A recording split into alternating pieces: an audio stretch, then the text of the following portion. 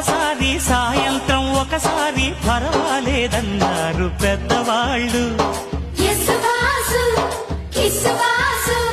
సావిట్లో ఒకసారి సందిట్లో ఒకసారి చలి కాగాలన్నారు చిన్నవాళ్ళు.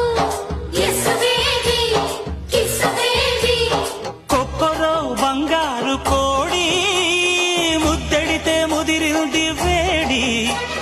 పిల్లగో చూశాని నాడి అదిరింది కన్నెబాడి. గుట్టుగా దోపిడి చెయ్యనా గుమ్మడి ఉండలేను తీపి రాపిడి. నిన్నేమడగను ఎట్టాడగను ఒకసారి ఒడిలోకి రమ్మని.